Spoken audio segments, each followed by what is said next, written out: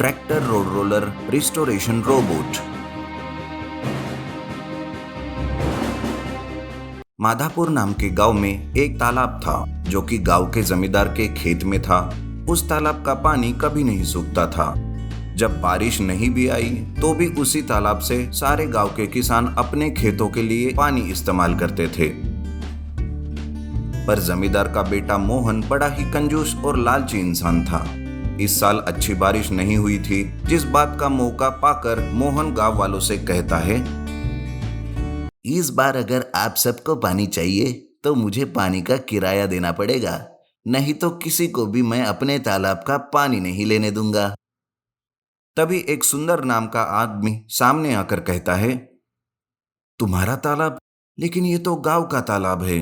जमींदार जी जब तक थे तब तक उन्होंने कभी ऐसे बातें नहीं की, और अब तुम हमें पानी का किराया मांग रहे हो। ये तो ठीक बात नहीं है, लेकिन मैं भी देखता हूं कि कैसे तुम हमें पानी लेने से रोकते हो।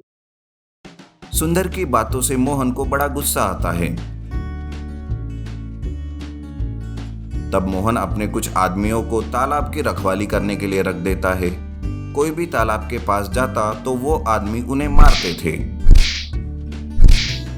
सुंदर अब बहुत चिंतित हो चुका था। तभी उसका एक मैकेनिक दोस्त उसके पास आता है। उसकी सारे परेशानियों का कारण वो पूछता है। तब सुंदर उसे बताता है, अरे क्या बताऊं यार, फसल को समय से पानी नहीं मिलेगा तो सारे गांव वालों की फसल बर्बाद हो जाएगी। क्या करे, कुछ समझ नहीं आ रहा। ऊपर से जमींदार का बेटा हमें तालाब का पानी लेने से रोक रहा है। मुझे सब पता है सुंदर, इसीलिए तो मैं यहाँ आया हूँ। तुम्हारे पास पुराना ट्रैक्टर है ना, जिसके टायर निकले हुए हैं, उसी के बारे में मैं तुझे एक बात बताना चाहता हूँ। मेरे पास भी एक पुराना रोड रोलर है, उसके टायर मैं तुम्हारे ट्रैक्टर को लगा देता हूँ। हाँ, ठीक कहा तुमने। फिर उस ट्रैक्टर रोड रोलर से मैं उस तालाब को तोड़ दूंगा और फिर सभी के खेत को पानी मिल पाएगा। ऐसा कहकर सुंदर का दोस्त सुंदर के ट्रैक्टर को रोड रोलर के टायर लगा देता है और एक ट्रैक्टर रोड रोलर बना देता है।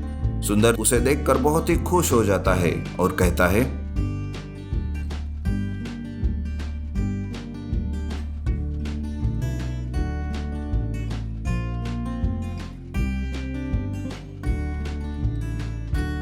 क्या बात है दोस्त, तुमने तो इसको कमाल बना दिया। मैं आज रात ही इस तालाब को तोड़ दूंगा। मोहन की सारी अकड़ निकाल कर रख दूंगा मैं। उसे अपने जमींदारी पर बहुत ही अकड़ हो रही है ना। ऐसा सोचकर सुंदर अपने ट्रैक्टर रोड रोलर तालाब की तरफ ले जाता है। लेकिन जब यह बात मोहन को पता चलती है तब वो कहता है, सुंदर की इतनी हिम्मत जो वो मेरे तालाब को तोड़ने जा रहा है। मैं भी देखता हूँ कि वो उस तालाब को कैसे तोड़ता है। उसे उस तालाब तक पहुंचने ही नहीं दूंगा मैं। मोहन ऐसा कहकर अपना जेसीबी लेकर तालाब के पास पहले ही जाकर रहता है। सुंदर जब मोहन को देखता है तो वो चकित हो जाता है। तब मोहन जेसीबी में ही बैठकर रहता है और वो कहता है, अबे सुंदर के बच्चे, हमारी बिल्ली और हमी से मैं आऊं। मेरा तालाब तोड़ने चले थे ना, अभी भी वक्त है, पीछे जाओ, नहीं तो मेरा ये जेसीबी तुम्हारे इस ट्रैक्टर रोड रोलर को चकनाचूर कर देगा। सुंदर मोहन की धमकी से नहीं डरता, वो आगे जाने की कोशिश करता है। तब मोहन जेसीबी से उसके ट्रैक्टर रोड रोलर को रोकता है और उस पर हमला कर देता है। सुंदर अपनी जान बचाने के लिए अपने ट्रैक्टर रोड रोलर से नीचे कूद जाता है और मोहन सुंदर के ट्रैक्टर रोड रोलर को पूरी तरह से तोड़ फोड़ कर देता है।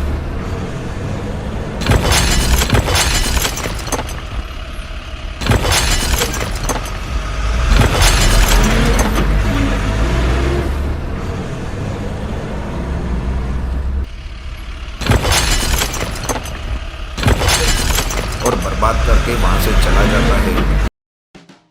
ट्रैक्टर रोड रोलर के पहिए एक तरफ तो ट्रैक्टर एक तरफ गिर जाता है। उसे देखकर सुंदर कहता है, कितनी मेहनत से मेरे दोस्त ने मेरे लिए यह ट्रैक्टर रोड रोलर बना दिया था, और अब देखो इसकी क्या हालत हो गई है। उसे देखकर बेचारा सुंदर वहीं पर रोते हुए बैठ जाता है। मोहन गांव में सभी को बोल कर रखता है कि कोई भी सुंदर की मदद ना करे। उसी के साथ वो उसके दोस्त को भी मदद ना करने की धमकी देकर रखता है। तब उसका दोस्त सोचता है, हाँ ठीक है, मैं उसकी मदद नहीं कर सकता, पर एक ऐसा भी है जो सबकी मदद कर सकता है और इस मोहन के बच्चे को सबक भी सिखा सकता है, और वो है मेरा रोबोट। सुंदर का दोस्त अपने रोबोट को एक्टिवेट करता है और उसे सुंदर की मदद करने भेज देता है।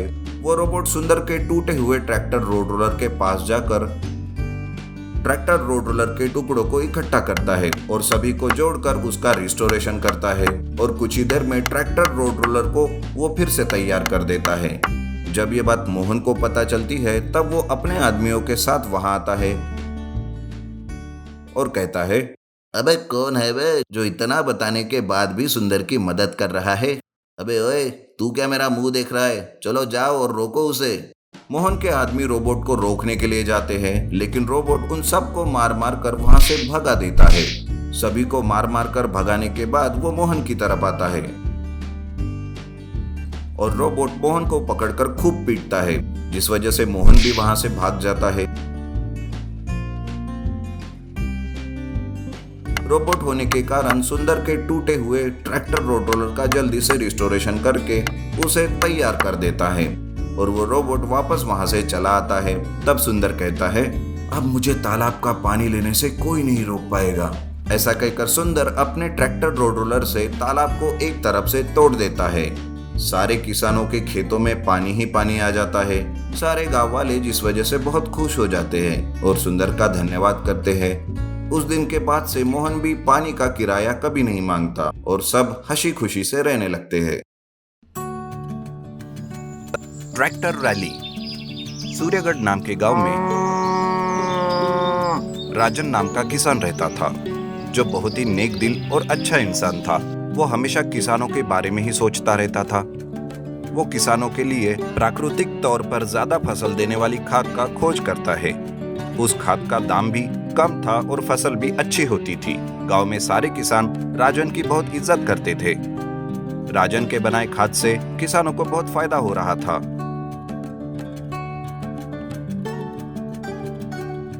उसी गांव में जसवंत नाम का आदमी रहता था। उसकी एक आर्टिफिशियल फर्टिलाइजर की कंपनी थी, जिसमें वो रासायनिक खाद बनाता था और किसानों को सप्लाई करता था। इधर राजन की देसी खाद के चलते कोई भी जसवंत के रासायनिक खाद को नहीं खरीदता था और ना ही पसंद करता था। एक दिन जसवंत अपने सेल्स मैनेजर से कहता है, सुनो कुमार, इस बार क्यों हमारी सेल्स कम हो गई? सर, वह राजन की प्राकृतिक खाद से किसानों को कम दाम में दुगनी फसल मिल रही है। इसी वजह से ज्यादातर किसान उसी के पास खाद खरीदते हैं। अरे अगर ऐसी बात है तो तुम राजन से बात करो और उसके साथ डील करो।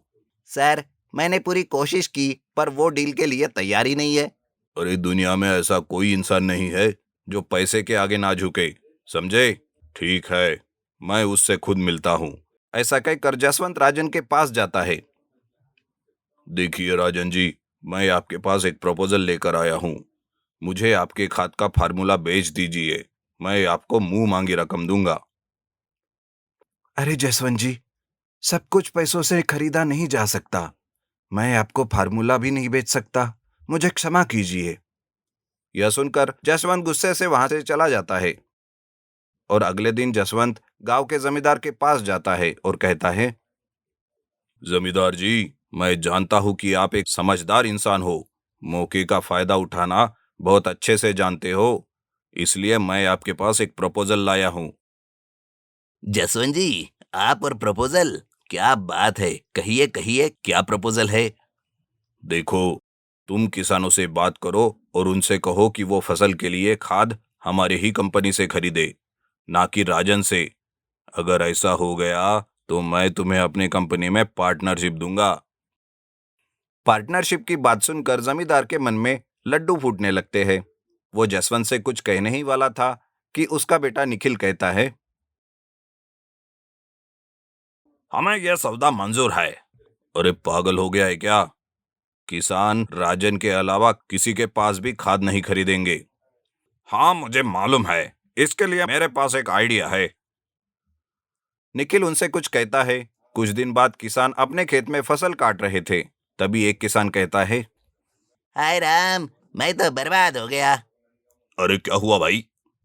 अरे ये देखो कितनी घटिया किस्म की सब्जियां उगी है मेरे खेत में। अरे हाँ यार, मेरे खेत में भी यही हाल है। अरे ये क्या हो गया? कि तभी वहां पे कुमार आता है और वो कहता है, देखा, मैंने कहा था ना कि राजन की बनाई खाद का इस्तेमाल करोगे तो ऐसा ही होगा, लेकिन कोई मेरी बात सुने तब ना। इतने में जसवंत अपनी कार में आकर कहता है,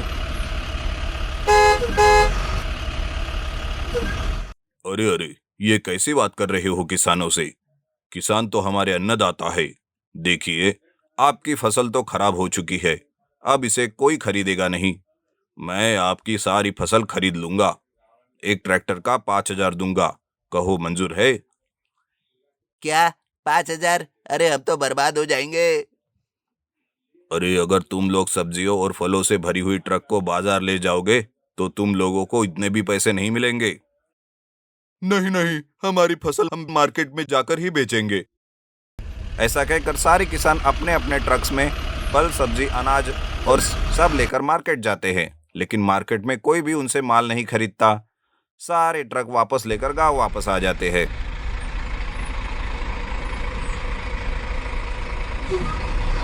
फिर से कुमार किसानों के पास आता है और कहता है, अरे क्या हुआ, तुम्हारे ट्रक रैली का कुछ फायदा हुआ या नहीं? इसलिए कहता हूं, उस राजन की खाद को छोड़ो और हमारी खाद को अपने खेतों में डालो, फिर देखो तुम लोगों की फसल कैसे उगती है। और हाँ, हम लोग तुम लोगों को खाद एकदम कम दाम में देंगे।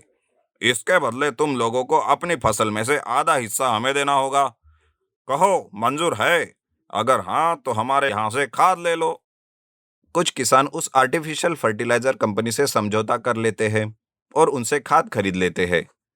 उस दिन से जो लोग समझौता कर चुके थे उनकी फसल अच्छी हो रही थी, पर जिन्होंने समझौता नहीं किया उनकी फसल खराब हो रही थी। यह सब देखकर राजन बहुत परेशान होता है और एक दिन रात को राजन अपने खेत में जाकर सो जाता है। राजन आसमान को देख रहा होता है कि तभी उसे एक लाल रंग की रोशनी खेतों पर घूमती हुई नजर आती है। राजन को शक होता है और वह तुरंत मोबाइल को निकालकर वहां का सारा नजारा रिकॉर्ड करता है। वो लाल रोशनी एक ड्रोन था जिसे जमींदार, उसका बेटा और कुमार एक पेड़ के नीचे होकर रिमोट्स की मदद से उसे ऑपरेट कर रहा था। अगले दिन सारे किसान अपने अपने ट्रक्स पर सब्जियां, अनाज और फल भरकर पुलिस स्टेशन के पास ट्रैक्टर रैली में जाते रहते हैं।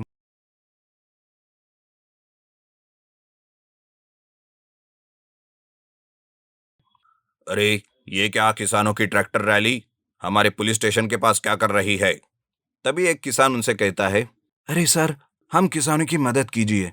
जमींदार, उसका बेटा और कुमार रात के वक्त हमारे खेतों के पास क्या कर रहे थे और उनका ड्रोन हमारे खेतों पर क्यों घूम रहा था?